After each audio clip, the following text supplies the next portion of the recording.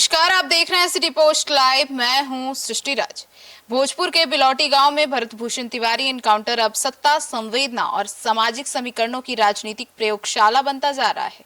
Bharat Bhushan Tiwari encounter अब केवल एक पुलिस कार्रवाई का मामला नहीं रह गया है, बल्कि यह घटना सत्ता, संवेदना और सामाजिक समीकरणों की ऐसी राजनीतिक प्रयोगशाला बन चुकी है जहां हर नेता अपने अपने तरीके से संदेश देने में जुट चुका है।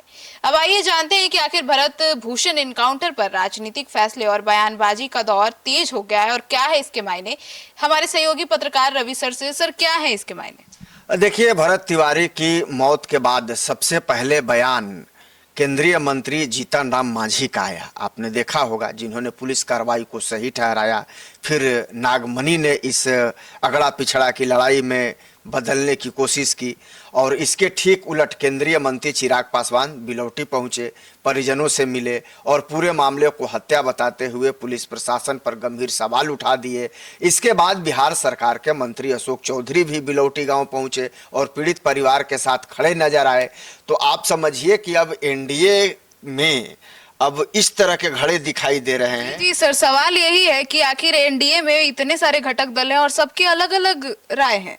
बिल्कुल, देखिए, चिराग पासवान का भोजपुर पहुंचना केवल मानवीय संवेदना नहीं माना जा रहा है। शाहाबाद क्षेत्र में अपनी राजनीतिक पकड़ मजबूत करने की उनकी रणनीति पहले से ही चर्चा में रही है। ऐसे में भरत तिवारी प्रकरण उन्हें स्वर्ण समाज के बीच संवाद का अवसर देता दिखाई दे रहा है। मांझी का रुख उनके पारिवारिक दलित वोट बैंक को संदेश देने वाला माना जा रहा है। चिराग और मांझी के रिश्तों में लंबे समय से तल्खी रही है, इस बात को जानना चाहिए। उपचुनाव से लेकर कानून व्यवस्था तक दोनों कई मुद्दों पर आमने सामने पहले भी रहे हैं। भरत तिवारी प्रकरण ने इस दूरी को फिर सार्वजनिक कर दिया है। अशोक चौधरी की एंट्री ने संकेत दे दिया है कि सरकार केवल जांच का भरोसा ही नहीं बल्कि जनभावना को भी संभालना चाहती है। तो अब कहीं ना कहीं एक तरीके की आप समझिए कि एक ही दल के माने एनडीए के अंदर, गठबंधन के अंदर अलग अलग नेताओं का अलग अलग स्टैंड आपको नजर आ रहा होगा। तो ऐसे में क्या एनडीए अब नुकसान की भरपाई करना चाह रहा है? देखिए, बिल्कुल, मांझी के बयान के बाद जिस तरह चिराग और फिर अशोक चौधरी बिलौटी पहुंचे, आप समझिए कि उसने राजनीतिक गलियारों में ये चर्चा तो जरूर तेज कर दी है कि एनडीए संभावित नाराजगी को कम करने की कोशिश कर रहा है, क्योंकि भाई ये तमाम जो नेता है वो तो एनडीए के ही हिस्सा हैं।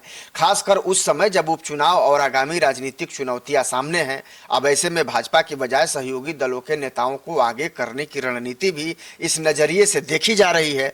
और आप ये जान लीजिए कि भरत तिवारी एनकाउंटर की सच्चाई न्यायिक जांच के शेष तो सामने आएगी, लेकिन उससे पहले राजनीति ने अपना फैसला सुनाना, राजनीति जो है उसने अपना फैसला सुनाना शुरू भी कर दिया है। कैसे? देखिए, संवेदनाएं भी दिखाई दे जा रही हैं। जो नेता जा रहे हैं वो संवेदना व्यक्त कर रहे हैं और आप उसके पास समझिए कि सामाजिक समीकरण भी यहाँ साधे जा रहे हैं। आप देखिए किस तरह से अगड़े पिछड़े की लड़ाई बनाने की कोशिश।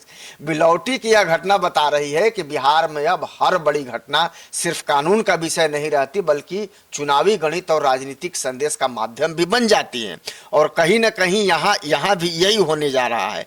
जो भी नेता वहाँ जा रहे हैं, कोई डैमेज कंट्रोल करने की कोशिश कर रहा है, कोई किसी के भाषणों में आपको लगेगा कि भाई कुछ और है, और कुछ तो उसी घड़े के नेता हैं जो इस तरह का बयान दे करके केवल सुर्खियां बटोरना चाहते हैं या फिर जातिगत भेदभाव फैला करके कुछ नया ही समीकरण खड़ा करना चाहते हैं।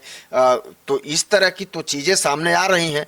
तो आप ये समझ लीजिए कि कहीं ना कहीं जो एनडीए के अंदर जो कुछ घड़े हैं उनके अलग अलग बयान और अलग अलग जो चीज़ें, तस्वीरें जो सामने आ रही हैं वो कहीं ना कहीं एक जरूर इस तरह की परिदृश्य को खड़ा कर रही हैं कि जिससे कुछ ऐसा ना हो कि उल्टा पुल्टा हो जाए। और सरकार को तो भाई इस चीज़ का डर रहता है, और वो भी ऐसे समय में जब आपको पता है कि एक सीट पर उपचुनाव भी होना है।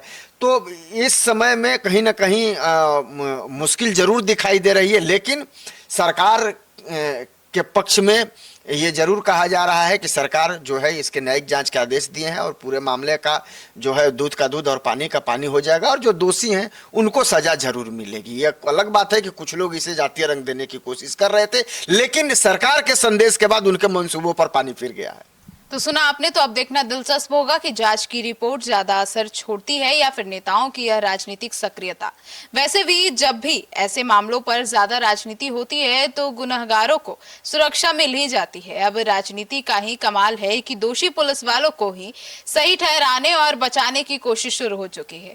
जो आरोपी पुलिस वाले सबके निशाने पर थे, राजनीति शुरू होने के बाद उन्हें बड़ी राहत मिल गई है। अब देखिए क्या कुछ होता है, क्या आरोपी को जो है वो सजा मिलती है या नहीं मिलती है। फिलहाल इस पूरे मामले पर आपकी क्या राय है, जरूर बताइएगा। धन्यवाद।